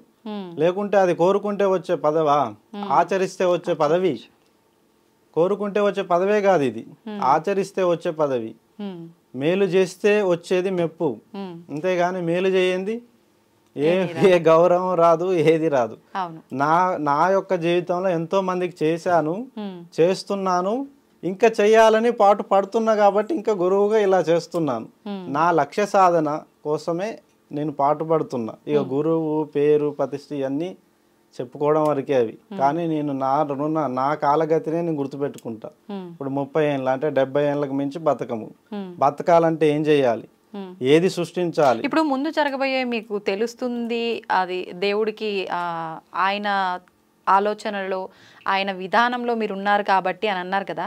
ఇప్పుడు మీ ఆయుష్ ఎంతో కూడా మీకు అర్థమవుతుంది? అర్థమవుతుంది, అందుకేగా ఇంత తొందరపడుతున్నా. అంటే ఎంత ఆయుష్ తరిగిపోతుంది కాబట్టే నేను బాధపడుతున్నా. తొందరగా నా రుణగతిని ఏది ఉందో ఆ లక్ష్యాన్ని ఛేదించడానికి నేను అహర్నిశలు శ్రమిస్తున్నా, బాధపడుతూ. ఆ లక్ష్యాలు ఎంత కష్టాలైనా నేను నిర్వహించుకుంటుంది దానికే. నా గురి అంతా ఇప్పుడు ఆయుష్ తక్కువ ఉంటుంది. తక్కువ ఉన్న క్రమంలో ఇవన్నీ ఇప్పుడు నాకు గుర్తొచ్చినాయన్నీ జ్ఞాపకాలన్నీ నేనే కదా. ఫలానది చెయ్యాలి అని జ్ఞాపకం ఉంది, ఫలానది చూడాలని జ్ఞాపకం ఉంది. వెళ్ళాను, చేశాను, చూశాను. దాని ద్వారా భగవంతుడు నాకు కొన్ని మేలు చేసే అవకాశాలు ఇచ్చాడు కొందరికి, వాళ్ళకి చేశాను. వాళ్ళు నాకు బలాన్ని ఇచ్చారు, మరి తిరిగి వాళ్ళ భగవంతుడు నాకు ఇచ్చాడు కదా, మళ్ళీ నేను అదే ప్రయత్నాలు చేస్తున్నా. ఇప్పుడు ఉపాసనా బలం వల్ల, వారు చేసే దీక్షల వల్ల, ఉపాసనల వల్ల వాళ్ళ ఆయుష్ను కూడా పెంచుకునే అవకాశం ఉంది. వాళ్ళకి అసలు మరణమే లేని వాళ్ళు చాలా మంది ఉన్నారంటారు కదా, అలా చేసుకునే అవకాశం లేదా? అదే నా పోరాటం. అమరత్వము, అమరత్వము, చావు లేని జీవన ప్రయాణము, ఉన్నతమైన ప్రమాణాలు. ఇప్పుడు అద్భుతాలను చూడాలి, ఉన్నతమైన కార్యాలను గెలవాలి అని ప్రతి ఒక్కరు కోరుకుంటారు. ఇప్పుడు నీకే అవకాశం ఇస్తే 10 కోరికలు కోరుకుంటావు, సహజం కదా, నేనైనా 10 కోరికలు. కానీ అలా ఆచరించాలి. ఆ ధర్మాన్ని తెలుసుకోవాలి అంటే గురువు కావాలి. తెలిసిన వాడే మనకి గురువు. అన్ని తెలిసిన వాడిని గురువు అంటాము. అందుకే నమస్కరిస్తాము. దేవతల్ని ఆ గురువు రూపంలో చూసుకొని నమస్కరిస్తాం. ఎందుకు? వాళ్ళు మనకి నూరి పోస్తారు, ఏం తెలియదు కదా, వాళ్ళు ఇస్తున్నారు కాబట్టి గురువు.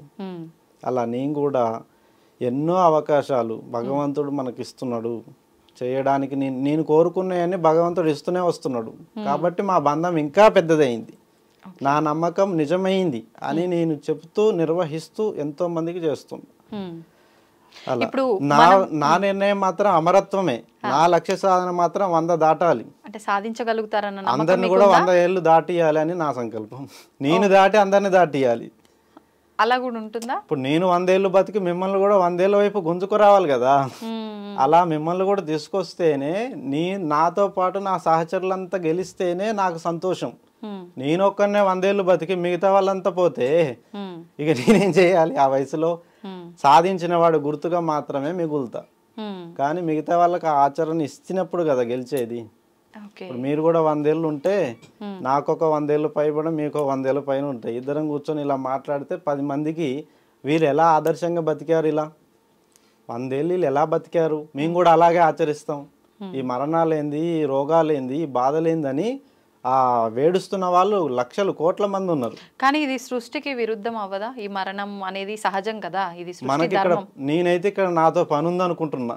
ఈ భూమండలంలో నాతో మంచి మంచి పనులు చేసే ఉన్నాయి అనుకుంటున్నా కాబట్టి నా కోరికలో తప్పులేదు. మీతో పని ఉందంటే భగవంతుడే మీకు అంతవరకు ఆయుష్ ఇస్తారు కదా, మీరు అమరత్వం కోసం సాధన ఎందుకు చేయాలి?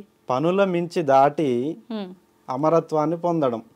కర్మలో గెలవంది అమరత్వం ఎలా గెలుస్తాడు? కోరుకుంటే గెలిచేది కాదు అది. మొదలు ఈ ఆయుష్ని గెలవాలంటే కర్మని గెలవాలి, కర్మని దాటాలి. కర్మయోగంలో అన్ని కర్మలలో నిశ్చేష్టుడైన వాడు ఆయువుని పురుడు పోసుకోగలడు, చనిపోయిన వాటిని బతికించగలడు, మరణిస్తున్న వాటిని కాపాడగలడు, జీవధర్మాలన్నిటినీ శాసించగలడు. మరి ఆ అర్హత అమరుడికే ఉంది. అమరత్వం కనిపెట్టని వాడు రోగై ఇతరులను ఎలా గెలిపిస్తాడు? కాదు, నా లక్ష్య సాధన అమరత్వమే. 100 ఏళ్ళు నేను బతకాలి, నా తోడున్న వాళ్ళంతా బతకాలి, వాళ్ళంతా నేను సుఖంగా ఉండాలి, వాళ్ళంతా సుఖయోగం ఉండాలి. ధర్మాన్ని ఆచరించి మన ప్రాంతాన్ని కాపాడుకోవాలి, మనము బాగా కాపాడబడాలి. అది మిస్ అయింది కాబట్టి మనల్ని ముస్లిమ్స్ కానీ వాళ్ళు బ్రిటిషర్స్ కానీ వచ్చి 200 ఏళ్ళు పాలించి ఇక్కడ ఉన్న ఆలయాలు ధ్వంసం చేశారు, ఇక్కడ ఉన్న స్త్రీలను అత్యాచారాలు చేశారు. కళ్ళ ముందే దాష్టికాలు ఘోరాలు జరిగి గురువులను ఎల్లగొట్టి ఇప్పటికీ గురువులకు అధికారం లేదు ఇక్కడ ఈ ప్రాంతంలో. ఇప్పుడు మీరు అన్నారు అమరత్వాన్ని సాధించాలి, ఆ సుఖాలు ఆ కష్టాలు అన్నీ కూడా చూడాలి, నేను నాతో పాటు అందరూ అన్నారు కదా. ఇప్పుడు మామూలుగా సాధువులు, ఈ గురువులు, వీళ్ళు ఈ సన్యాసులు, వీళ్ళంతా కూడా ఇవేవి ఆశించకూడదు, కష్టం సుఖం ఎండ వాన ఇవన్నీ ఏమి ఉండకూడదు అంటారు కదా. త్యాగము గొప్పతనాన్ని చెప్తుందా? పంచుకోవడం గొప్పతనాన్ని చెప్తుంది. ఇప్పుడు నేను ఒక మంచి విందుని తెచ్చుకున్నాను, అది నేనే తింటున్నాను. ఇప్పుడు నాకు దిష్టి తగలదా? మీరు దిష్టి పెట్టరు, గురుజీ తెచ్చుకొని ఆయనే తింటున్నాడు అనుకుంటారు. ఇప్పుడు నేను ఆ పలహారాన్ని మీకు కూడా దాన్ని కోసి 4 విధులకు పంచిపెట్టిస్తే నలుగురు ఆ తృప్తిని స్వీకరిస్తారు కదా. అప్పుడు ఆ చెట్టు బతుకుతుంది కదా, నేను తిన్న చెట్టు గుర్తింపు ప్రజలలో వచ్చి ఈ ఫలం మంచి రుచినిస్తుంది, ఆ సాధువు పరిచయం చేశారు ఆయన గుర్తింపుగా మనం ఈ చెట్టును పెడదాం, అందరం తింటాం ఈ పండ్లు ఫలాలు అని వాళ్ళు కూడా అందరు గుర్తిస్తారు కదా. అలా మనం పంచుకుంటేనే, అందరికి పంచుకుంటేనే. ఇప్పుడు నా పిల్లలు ఎవరి చేతులు ఉన్నారు? ప్రజల చేతుల్లోనే. నా తల్లిదండ్రులు ప్రజల చేతుల్లోనే ఉన్నారు, నేను ఉన్నా. నేను ఒక్కరిని గెలిచి నా పిల్లల్ని ఓడనివ్వద్దు కదా. నా భవిష్యత్ తరాలు బాగుండాలి, నేను ఒక్కరిని బాగుంటే కాదుగా. ఇప్పుడు మీరు అన్నట్టు ఒక సాధువు తన జీవితాన్ని పరిత్యాగం చేస్తాడు. దేనికోసం చేస్తున్నాడు? సంఘం కోసమా, తన కోసమా? చెప్పండి. అంటే వాళ్ళు ఎలా సంకల్పం చేసుకుంటే అలా ఉంటుంది. తన కోసం అయితే వేరే ధర్మము, తన కోసం అయితే వేరే ధర్మము, సంఘం కోసం అయితే మరో ధర్మము, అంతే కదా. ఓకే. నేను నా కోసమే గాక నా బిడ్డలు నా భవిష్యత్ తరాలను చూసి నేను ఈ ఆచరణ చేసుకుంటున్నా. త్యాగము కంటే కర్మే గొప్పది, గెలిపే గొప్పది, విజయమే గొప్పది. త్యాగము మనల్ని ఆనందపెడుతుంది, కానీ చరిత్రని రాయాలంటే పోరాడే వాళ్ళతో సాధ్యమవుతుంది. ఓకే. త్యాగము చరిత్రలో ఎల్లకాలముని గెలిపించే శక్తి త్యాగానికి లేదు. అది కొద్ది సందర్భాల్లో గెలవగలుగుతుంది త్యాగం. అన్ని సందర్భాల్లో త్యాగం గెలవదని ప్రజలందరికీ తెలుసు. అందుకే పండగలప్పుడు అన్నదానాలు చేస్తారు, కానీ నిత్య అన్నదానాలు చేయమనండి ప్రతి ఇంటి నుండి. నిత్య అన్నదానాలు ప్రతి ఇంటి నుండి చెయ్యరు. ఏదో పండగ సమయంలో, ఏదో ఒక కొద్ది సమయంలో లేని వాళ్ళకి మనం ఇచ్చి సంతోషపడతాం. సంఘ పరిత్యాగమే మన ఆనందం కోరుకున్నాం. ఇప్పుడు నేను కోరుకుంది కూడా అదే. నేను ఈరోజు ప్రజల ముందుకు ఎందుకు వచ్చానంటే, నా ప్రజలు బాగుండాలి. ఎందుకంటే నా భవిష్యత్ తరాలు ఈ ప్రజలతోనే తిరుగుతారు. వాళ్ళు చెడిపోతే నా పిల్లలు కూడా చెడిపోతారు కదా. వాళ్ళని బాగు చేస్తే నా పిల్లలు కూడా బాగు చేస్తారు కదా వాళ్ళు. అంటే ఇది ఒక రకమైన స్వార్థం కాదు, ఇది మన బంధం యొక్క గొప్పతనం. ఇప్పుడు మనమంతా ఈ ప్రాంతంలో ఉన్నాం, ఇండియన్స్ అని ఎందుకు చెప్పుకుంటున్నాం? మనమంతా భారతీయులు అని ఎందుకు చెప్పుకుంటున్నాం? అలా చెప్పుకోకపోతే విలువ లేని కాడ ఏది కలవదు, జరగవు. మనమంతా ఒకటే అని చెప్పుకోవడంలో, పంచుకోవడంలోనే. ఇప్పుడు చూడండి, మీకు కావలసిన మీకు వస్తున్నాయి, మాకు ఒకరినొకరు అవి సమాహారం చేసుకుంటున్నాం. అది తృప్తి, పంచుకోవడంలోనే తృప్తి. అంతేగాని దాచుకోవడంలో తృప్తే ఉండదు. అట్లంటే 100 కోట్లు ఉన్నాయి, వాళ్ళు దాచుకోమనండి, తృప్తి వస్తుందా? రాదు. వాళ్ళు కార్యాలు చేయాల్సిందే. అది పంచిపెట్టన్నా పెట్టాలి, ఖర్చులన్నా చేయాలి. వాళ్ళు చేస్తూ ఆనందపడాలి తప్పితే అవి ఉన్నాయి కదా ఆస్తులని పక్క దాచిపెట్టుకుంటే రోగాలు వస్తాయి అంతే. విధి పసిగడుతుంది. ఎవడు బాగా ఉన్నది, ఎవరికి ఏ నష్టం ఉందో విధి పసిగట్టి వారికి ఒక మాయ రోగాన్ని సృష్టిస్తుంది. ఎవరికి అంతుపట్టని ఒక మాయని సృష్టించి వాళ్ళతో అవి బయటికి తీపిస్తుంది. అట్లా జరిగితేనే కదా ఇప్పుడు కరోనా అని, ఆ వైరస్ అని, ఈ వైరస్ అని విలయతాండవం చేసి ప్రజల అలవాట్లను మారుస్తున్నాయి. ప్రజల అలవాట్లని, నైతిక విలువల్ని గుర్తు చేస్తున్నాయి. మనం ఉన్నటువంటి జీవము, మన ప్రాణము, మన ఆశయ సాధనలంతా గుర్తించుకొనే ఏ పనైనా చేయాలి. అంతేగాని నాకు దాన్ని పట్టుకోవాలనిపించిందని, దాన్ని కొట్టాలనిపించిందని ఇట్లా ఒక స్వయం పాలన అనేది మూర్ఖత్వాన్ని తెలియజేస్తుంది. స్వయం అధికారము ఉండకూడదు. సంఘము తోడ్పాటుతో ఉన్నటువంటి బలాన్ని గుర్తించండి.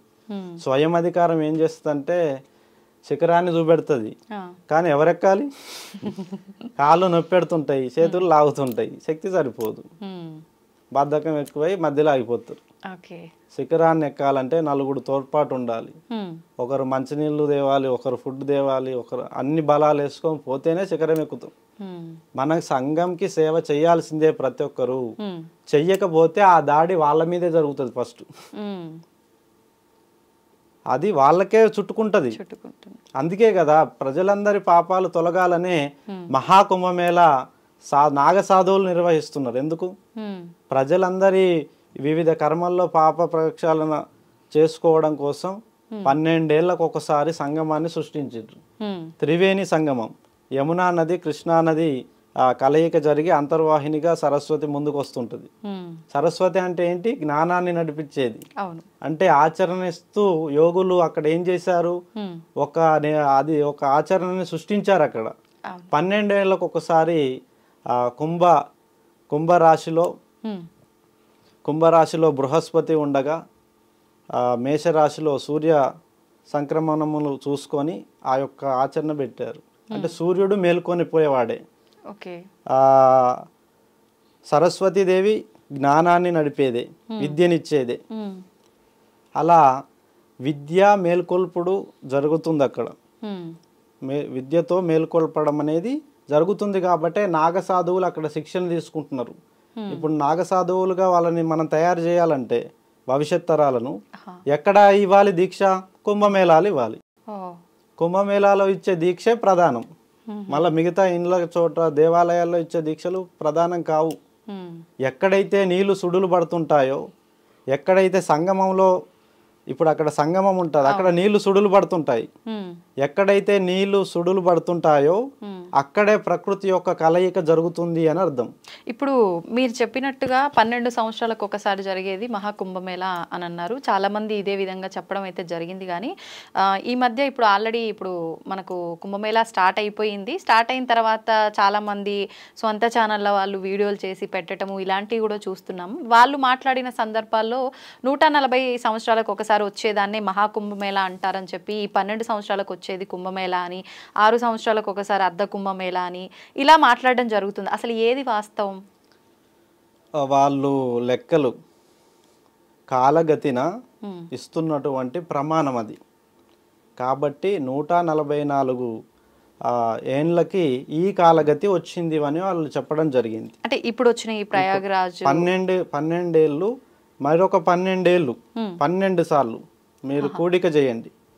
అలా మరొక కూడికతో మహాసంగ్రమం, ఇప్పుడు మహాసంగమంతో చెప్పినది మహాకుంభమేళ. అది 144 సంవత్సరాలు ఈ కుంభమేళాతో ముగిస్తుంది. అంటే అదొక చరిత్ర, ఒక ఘట్టము. అంటే ఇది చాలా విశేషమైన ప్రతి ఒక్క 3 తరాలు ఈ భూమిని శాసిస్తుంటాయి. ఇప్పుడు మనం 3 తరాలు తీసుకోండి. యాక్టివ్గా స్వాతంత్రం తెచ్చుకున్న వాళ్ళు ఒకరు, వాటిని అనుభవించిన వాళ్ళు ఒకరు, తర్వాత తరాలలో చూస్తున్న వాళ్ళు, అంటే 3వ దశలో ఉంది. అంటే కుంభమేళ 3 దశల 3 తరాలను కలిపి వాళ్ళు ఒక మార్క్ పెట్టారు. అది ఎంతో గొప్ప విలువైన మార్క్ అది 144 ఏళ్ళు అనేది. ఇప్పుడు మీరు చూడండి, 3 తరాలు మాత్రమే రాజ్యాంగ అధికారం ఉంటది, న్యాయాధికారం ఉంటది. తర్వాత 3 తరాలు చూడండి, ఈ రాజ్యాంగము, ఈ న్యాయము వీటిని వాళ్ళు అనుసరించరు. వాళ్ళు మరొక న్యాయము, మరొక చట్టాలు రాసుకుంటారు. ఇప్పటికి చాలా అడ్జస్ట్మెంట్ జరుగుతున్నాయి. మొన్ననే తరతరాలుగా 3 తరాలుగా వస్తున్న మన ధర్మం ఏంటి? వివాహ ధర్మంలో భార్యాభర్తలు తప్పితే మిగతా ఎవరు కూడా కలయిక ఉండకూడదు అని చెప్పడం జరిగింది అంతకుముందు తరాలు. ఇప్పుడు 3 తరాలు దాటాయి. ఇప్పుడు తరాలు ఏమని రాసుకున్నారు చట్టము? ఇండివిజువల్గా ఒపీనియన్ వాళ్ళకే తీసుకుంటున్నారు. మా ఇష్టం, మేము ఎవరిని కోరుకుంటే వాళ్ళతోనే ఉంటాం, అలా చట్టం చేయండి అని గవర్నమెంట్తో రాయించుకున్నారు. మరి 3 తరాల్లో ఆ చట్టాన్ని మార్చుకున్నారా లేదా? ఇంకా ముందు ఏమంటున్నారంటే ప్రతి 3 తరాలు తమ ధర్మాన్ని, తమ చట్టాలను మార్చుకుంటారు. అది విధానంగా వస్తూనే ఉంది. ఈ భూమిలో అది కొత్త కాదు, అది పాత నియమంలోనే చాలాసార్లు సందర్భాల్లో అలా జరిగింది. అలా అంటే తెలంగాణ పేరు ఏముంది? త్రిలింగ దేశం. అంతకుముందు 3 తరాలు త్రిలింగ దేశంగా పిలుచుకున్నాయి. తర్వాత 3 తరాలు ఈ బ్రిటిషర్స్ పాలన, ముస్లిమ్స్ల పాలనలో పేరు తెలంగాణగా మార్చుకున్నారు. వాళ్ళు పేర్లు బదలం అనేది జరుగుతూనే ఉంది. ప్రాంతానికి కానీ మన ఆచారాలకు కానీ అన్ని మారుతూనే వస్తున్నాయి. అక్కడ కూడా మహాకుంభమేళ అనేది నాగసాధువులు పురుడు పోసుకున్నటువంటి ప్రాంతం. నాగసాధువులు తీసుకునే దీక్ష ఎంతో గొప్పది. వాళ్ళు ధర్మం కోసం పనిచేసే సైన్యం.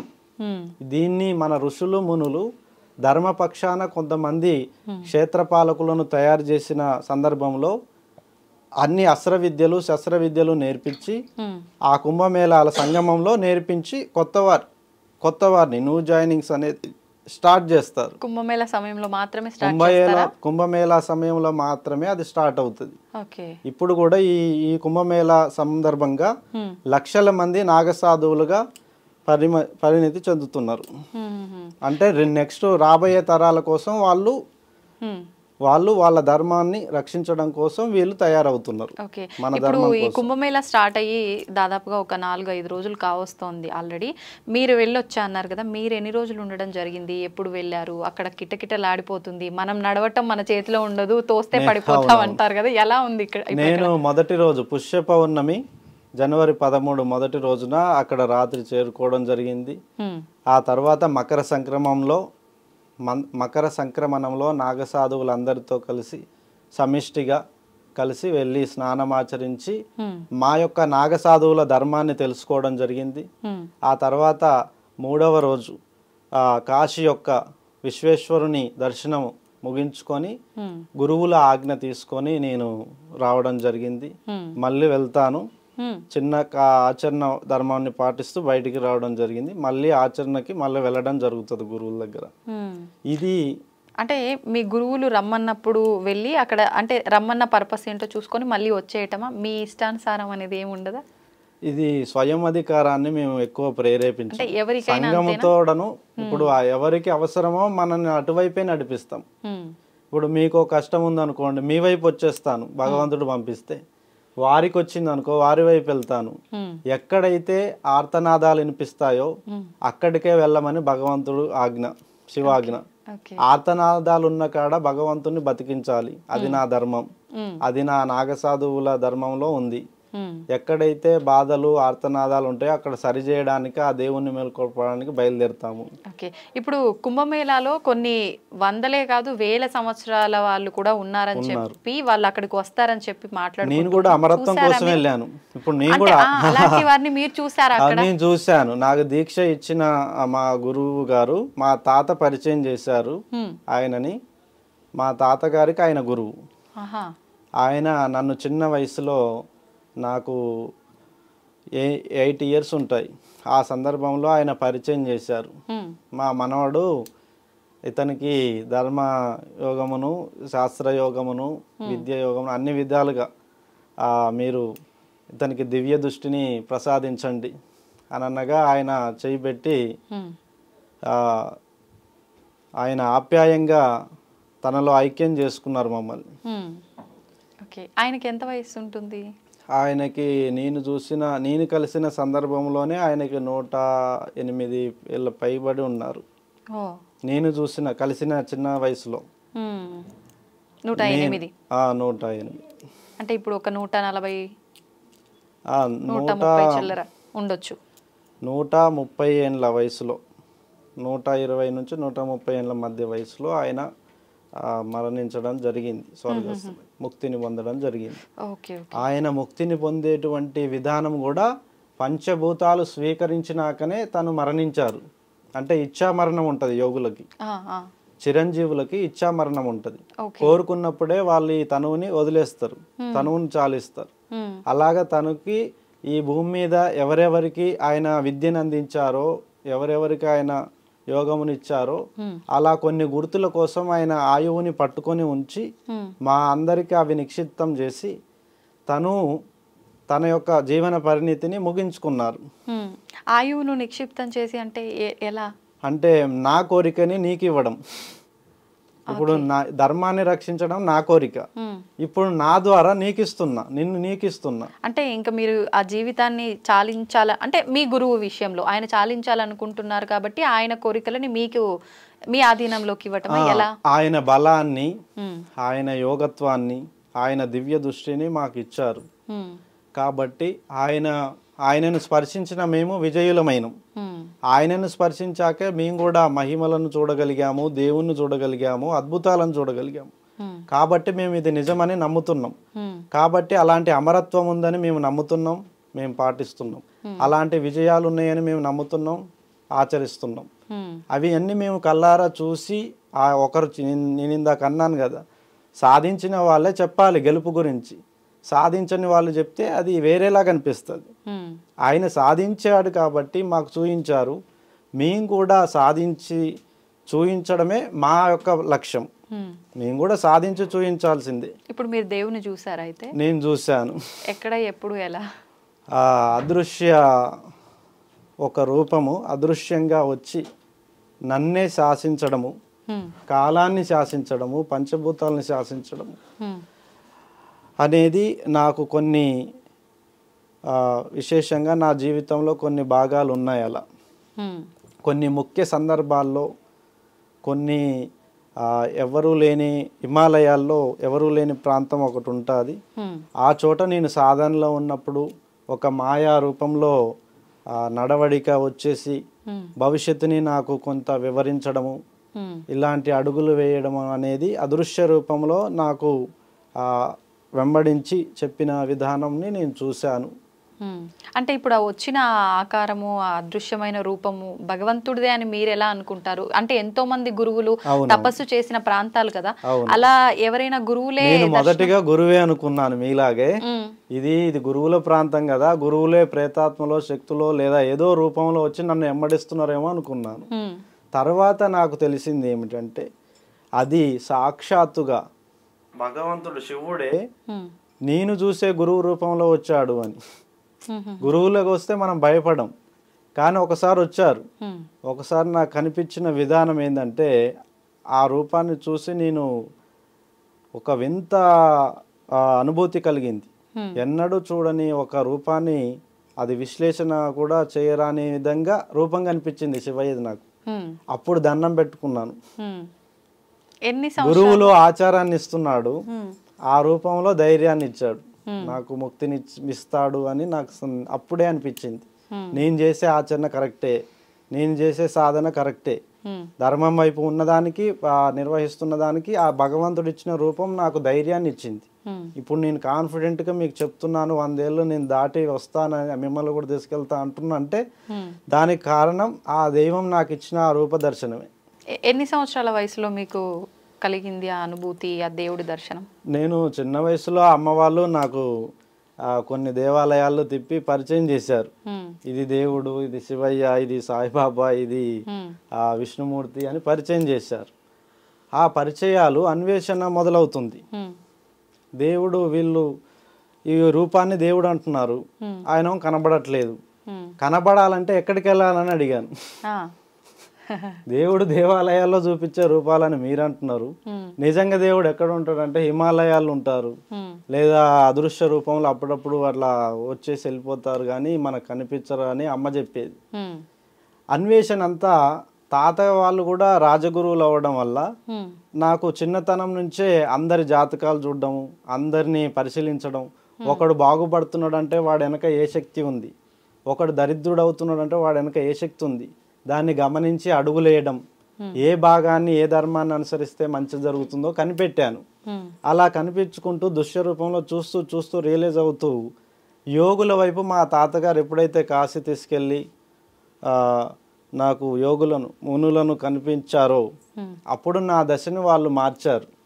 వాళ్ళు ఇచ్చిన స్పర్శే నన్ను మార్చింది, నా అన్వేషణని నిజం చేసి చూపించింది.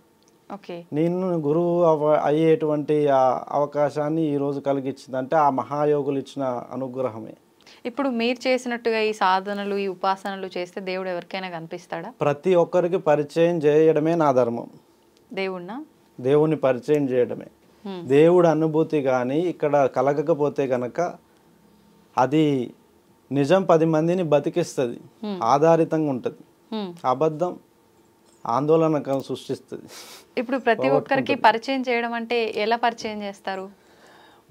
నా గురువులు నాకు ఇచ్చిన ఆచరణ దైవం అన్నారు. దేవుడు గుళ్ళో ఉండడు, దేవుడు ఆచరించే విధానం పైన మనిషి తలపైన ఉంటాడని చెప్పాడు నా గురువు. నువ్వు వాక్కుని నీ యొక్క ఆచరణని ఎటువైపు తీసుకెళ్తున్నాడో భగవంతుడు చూస్తాడు. అన్ని దిక్కులో ఉంటాడు, టోటల్గా అన్ని దిక్కులు ఉండగలడు. మన వేదాల్లో కానీ మన వైదిక సిద్ధాంతాల్లో కూడా అదే ఉంది. అది చూడలేకపోయే వాళ్ళ కోసమే యోగులు దేవాలయాలు నిర్మించారు. ఆధారభూతంగా నిర్మించి కొన్ని విలువలను సృష్టించి దాని ద్వారా జరిపిస్తున్నారు. చూడలేని వారు దేవాలయం స్పర్శతోనే తాకి చూడాలి. అంటే మీలా మేము కూడా అదృశ్య రూపంలో చూసే అవకాశం చూడవచ్చు. ఉంటదంటారా? మన ఋషులందరూ అదృశ్య రూపంలో ఉన్న శివయ్యను చూశారు. వాళ్ళు ఎన్నో వరాలు పొందారు. నాకు కూడా ఒక వరం ఉంది. ఆ వరం నేను పొందితే ప్రజలందరి సమక్షంగా సాక్షిభూతంగా పొందితే నాకు కూడా చాలా సంతోషం అవుతుంది. మేము తెలుసుకోవచ్చా మీ వరం ఏంటో? నా వరం అంతా మొదటిది అమరత్వము, రెండవది 10 మందికి చేయుతనించే అంశాలను పొంది ఉండడం,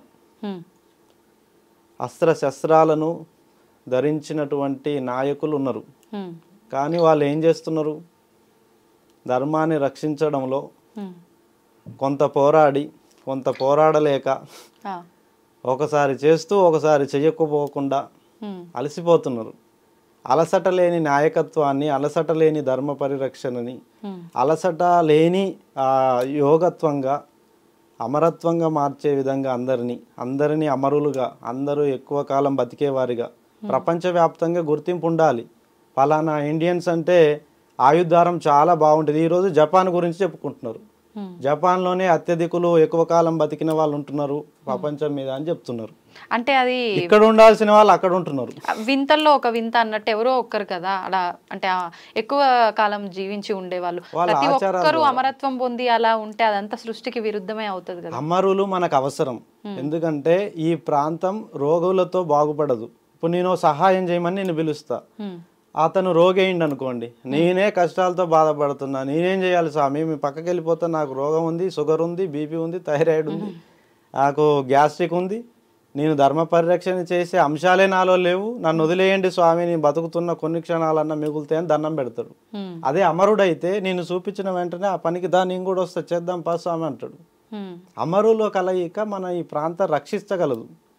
అమరులు లేకపోతే, అమరత్వం పొందే వాళ్ళు లేకపోతే, ఆయుష్ బలంగా లేని వాళ్ళు అయితే అది పనిచేయదు. ఈ ప్రాంత పరిరక్షణ జరగదు. ఇది రోగాల దిబ్బగా మారుతుంది ఈ ప్రాంతం అంతా. ఈ ప్రాంత పరిరక్షణ కోసం నాగసాధువులు ఎన్నో ఆచరణలు తీసుకొస్తున్నారు ధర్మాన్ని స్థాపన కోసం. ధర్మాన్ని స్థాపించడం కోసం విష్ణుమూర్తే 10 అవతారాలు ఎత్తిండు.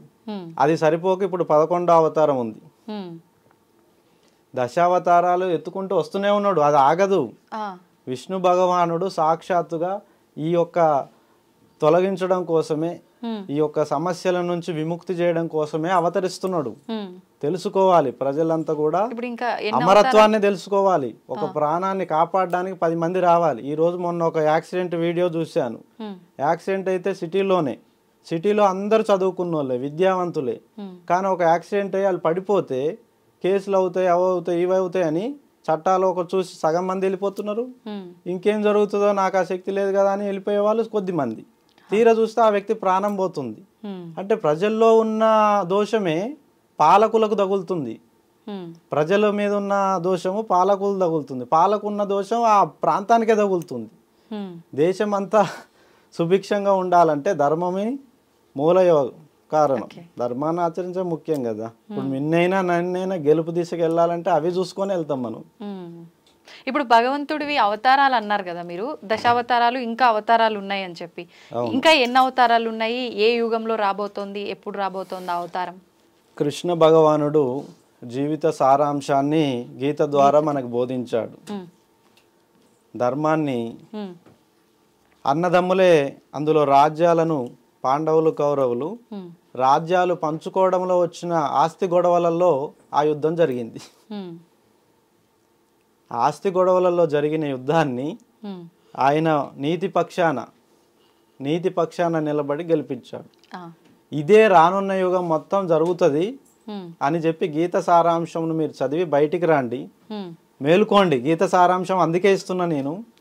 ఇవి ఏది నాది అనుకోకండి, అన్ని మళ్ళీ అనుభవించి ఇవ్వాల్సిందే.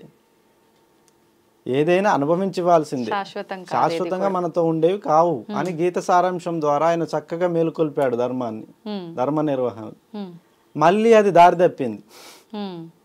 మళ్ళీ దారి తప్పే పరిస్థితులు కనిపిస్తున్నాయి బయట. విచ్చలవిడిగా శృంగారము, విచ్చలవిడిగా కోరికలు, విచ్చలవిడిగా అహంకారము. అసలు ఎవరితో కలిసి ఏ నిర్వహణ చేస్తే 10 ఏళ్ళు బాగుంటాం అనేది కూడా మర్చిపోతున్నారు. పొద్దున పూజలు, సాయంత్రంకి వచ్చేసరికి వాళ్ళకి స్థితిగతులు ఎక్కడ ఉంటారో తెలుస్తలేదు.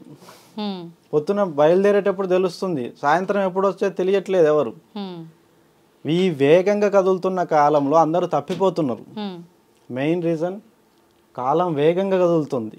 భగవంతుడు ఇచ్చేటువంటి సౌకర్యాల వల్ల వేగంగా కదలడం వల్ల చాలా మంది ఆ మత్తులో పడిపోయి చిత్తైపోతున్నారు. చిత్తైపోతున్న వారి సంఖ్య ఎక్కువ ఉన్నది, బాగుపడుతున్న వాళ్ళ సంఖ్య తక్కువ ఉంది. ఇంతకీ మీరు నాకు భగవంతుడు అవతారం ఎప్పుడో చెప్పలేదు, ఏ అవతారం? విష్ణుమూర్తిది.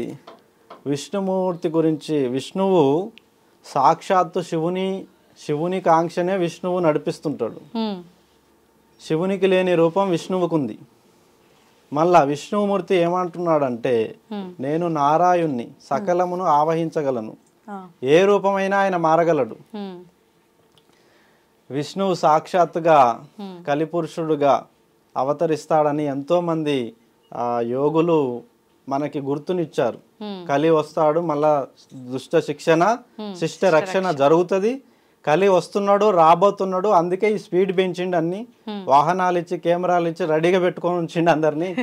కలి వస్తున్నాడు చూసుకోండి, ధర్మం పైన మరో కొత్త ఆటను చూడబోద్ది భూభాగం అని చెప్పి ఎంతో మంది మునులు, ఋషులు, యోగులు, తపద్వికులు తమ తపశ్శక్తితో ఊహించి కలి అవతారాన్ని మనకి పరిచయం చేస్తున్నారు వస్తుంది అని. కానీ ఆరంభం అయిందనే నేను అనుకుంటున్నా. అయితే అందరూ ఈ వయస్కులే, మన సహచరులే అందరూ చూస్తే అది మహాభాగ్యం. అంతే కదా, మనమే చూస్తే మహాధన్యం, ఇంకా భవిష్యత్ తరాలు చూస్తే వాళ్ళకి ధన్యం. ఇప్పుడు మీరు అన్నట్టమేమో ఆరంభం అయిందని అనుకోవాలి, కలియుగం అనుకోవాలి. ఎందుకంటే కానీ ఆల్రెడీ అంతం కలియుగం అని చెప్పి కూడా మాట్లాడుతున్నారు కదా, ఆరంభం కానిదే అంతం ఎలా ఉంటుంది?